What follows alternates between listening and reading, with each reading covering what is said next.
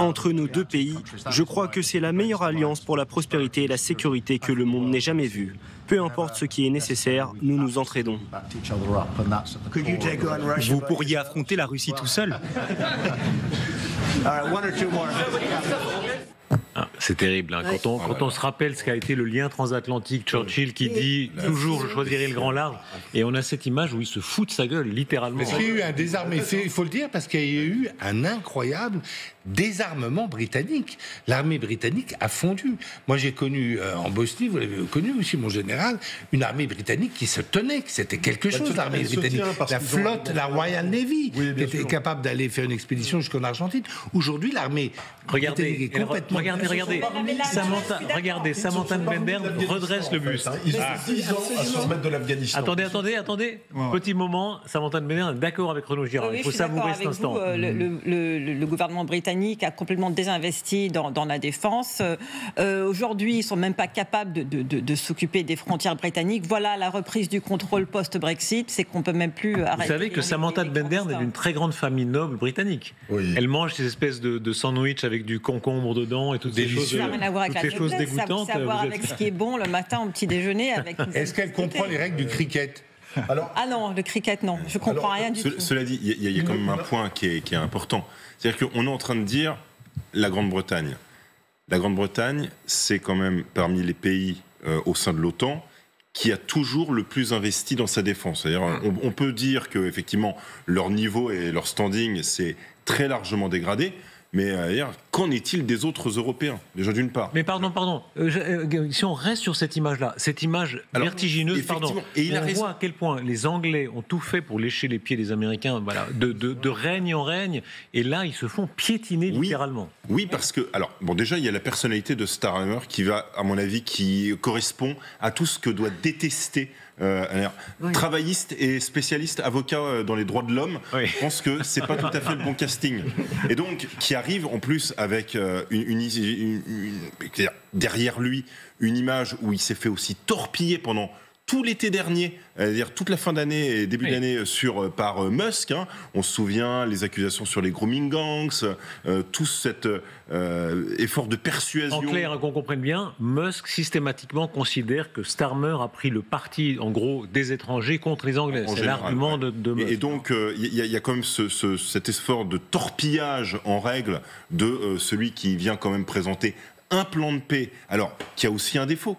C'est-à-dire qu'il est non coordonné avec ce que le reste des Européens auraient pu proposer. Cela étant, l'échange là, il est très révélateur, c'est-à-dire que c'est le constat des puissances. Effectivement, il dit très brutalement à M. Starmer, vous faites le malin, vous faites le grand, mais est-ce que vous iriez vous battre? Pourquoi n'iriez-vous pas? Absolument, et en plus de ça, ni les Britanniques, ni nous d'ailleurs, n'avons les moyens d'intervenir sans la logistique américaine, sans les renseignements américains, et ça, il le sait très bien. On sait très bien que si Starmer voulait envoyer des soldats se battre en Ukraine, ça passerait pas à la Chambre des communes, tout le monde le sait. Est-ce que c'est le fond, est-ce que c'est le fond de leur pensée? Moi, je rapporte toujours cette conversation. Ah bon? Parce Diplomate.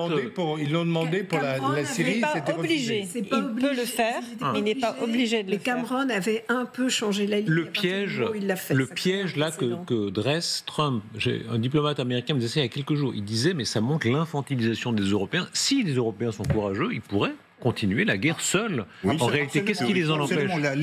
Les chiffres militaires le prouvent. Voilà. Parce que les Ukrainiens, en fait, ils ont sorti les derniers chiffres. L'année prochaine, en fait, cette année, à la fin de cette année, ils vont produire 55% de leur armement chez eux. Donc il y a 25% qui est livré par l'Europe. Donc en fait il reste 20%. Les États-Unis c'est juste 20%. Bon après c'est les 20% importants. On va pas. C'est rien quand même 2%. Même 30%. Vous savez les Ukrainiens.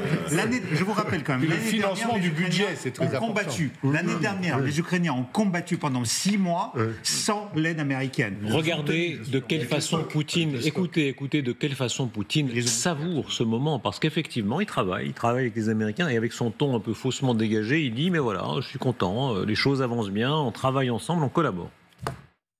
Vous voyez, nous voyons tous à quelle vitesse le monde et la situation dans le monde évoluent. À cet égard, je voudrais souligner que les premiers contacts avec la nouvelle administration américaine nous donnent de l'espoir. Il existe une volonté réciproque de travailler au rétablissement des relations entre les États et à la résolution progressive de l'énorme quantité de problèmes stratégiques, systémiques, accumulés dans l'architecture mondiale. Sergueï. C'est succulent, parce que tout ça, il le dit où? C'est le collégium du FSB. Et il est allé aujourd'hui, collégium, vous savez, c'est la réunion de tous les chefs. Ouais. En fait, l'appareil central et l'appareil territorial. C'était votre boutique. Il a rassemblé tout le contre-espionnage, le service de sécurité, la police politique et les gardes frontières de la Russie pour dire ça se passe très très bien avec les Américains. Mais il le dit devant le FSB. Est-ce que vous reconnaissez la salle ? Oui, bien sûr. Vous étiez là ? C'est la salle principale de Lubyanka. Donc c'est dans la Lubyanka, c'est dans le bâtiment principal historique de la Lubyanka. Vous étiez entré à la Lubyanka, vous ? Non. Non, on entre. Généralement, quand on y rentre, c'est pas une bonne idée. Mais j'aimerais qu'on comprenne. Mais non, mais un instant sur cette image, vraiment ce que ça signifie. L'obsession de Poutine. On vous a demandé, Sergueï, très gentiment, d'amener votre médaille du KGB. C'est une curiosité quasi historique. Ouais, mais enfin, non, montrez-les, parce que appartenir au KGB dans votre génération. Et là, on a les héritiers de ça dans cette salle. C'était quelque chose. Montrez-nous, qu'est-ce que c'était les... C'était l'ENA de l'Union soviétique. C'est ça. Il y avait quelqu'un qui a écrit un livre qui s'appelle The New Nobility. C'est ça. Les nouveaux nobles ou les nouveaux boyards. Et c'était le KGB. C'est Soldatov, absolument. Oui, donc le KGB à l'époque et le FSB aujourd'hui essayaient de recruter les plus intelligents ou ceux qui étaient à montrer. Il faut les lever, Sergueï, qu'on les voit bien.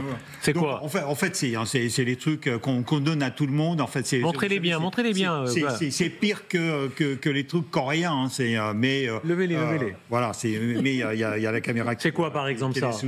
Alors, en fait, c'est les médailles même commémoratives qu'on donne tous les 10 ans ou tous les 5 ans aux personnes. Et puis après, on vous donne une médaille pour 10 ans dans le service, pour 15 ans de service, pour 25 ans de service. À l'époque, Sergueï, franchement, est-ce que vous êtes, je ne suis pas fier, bêtement, mais est-ce qu'il y avait une fierté d'appartenir au KGB quand vous en étiez ? C'est une aristocratie. On est l'élite du pays. Vous avez l'élite du parti, vous avez l'élite de l'appareil de l'État, et le KGB, c'est... en fait, mes parents étaient très fiers que je suis rentré au KGB, et à l'intérieur du KGB, il y avait aussi le service de l'espionnage. Poutine était entré en 1975 au KGB.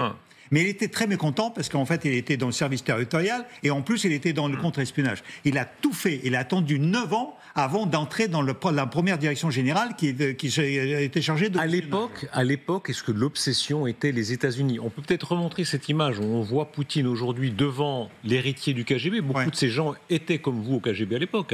Quel âge avez-vous, Sergueï ? 64 bientôt. Vous avez vous rappelé, bravo. Et là, dans la salle, il y a sûrement des sexagénaires, des quinquagénaires qui ont commencé leur carrière au KGB. Et qu'est-ce qu'ils éprouvent là ? Parmi les gens-là qui sont dans cette salle, j'ai des gens avec lesquels j'ai fait mes études qui sont les généraux.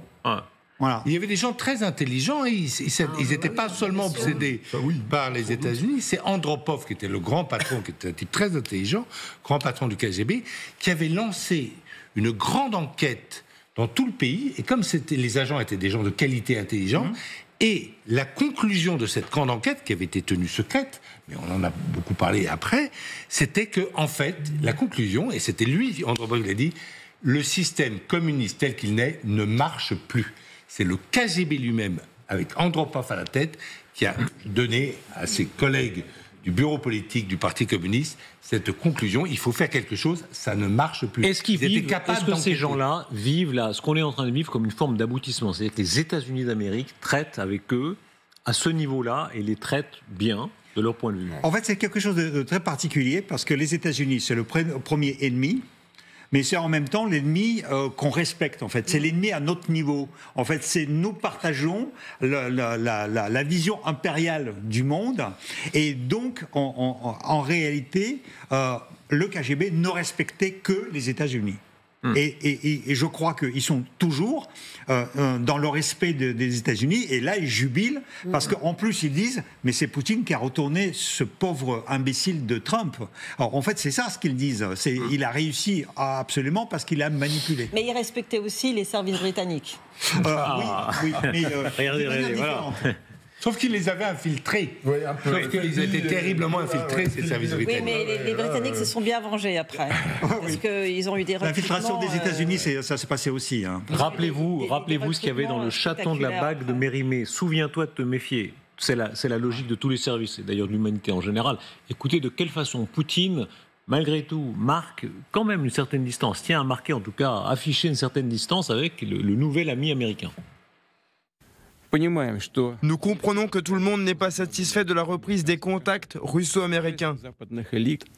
Certaines élites occidentales sont toujours déterminées à maintenir l'instabilité dans le monde et ces forces tenteront de perturber ou de compromettre le dialogue entamé.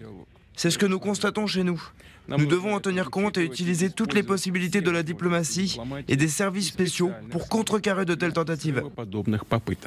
C'est du bluff ou il a vraiment une sorte d'aile droite qui n'est pas très contente? C'est une aile droite beaucoup plus nationaliste encore que lui et beaucoup plus va-t-en-guerre. On n'en a pas l'impression parce que c'est lui qui a déclaré la guerre, mais il y a bien pire. Oui, tout à fait. D'ailleurs, ils ont commencé à l'attaque en bonne et due forme, parce que ce qu'on appelle les aides correspondants, en fait, dans leur chaîne Telegram, ils sont en train actuellement de l'insulter, et y compris une personne, et ça c'est très symbolique, parce que vous savez, au mois de décembre, il est allé chercher un certain Joga l'année dernière qu'il a présenté pour les élections. Et en fait, il a nommé une sorte de gouverneur adjoint, je ne sais pas où, en Sibérie. Et ben, ce fameux Joga, il a publié hier un papier en disant mais les métaux rares russes, on doit les garder pour nous parce que c'est la richesse nationale de Russie. Il faut jamais les donner aux ennemis.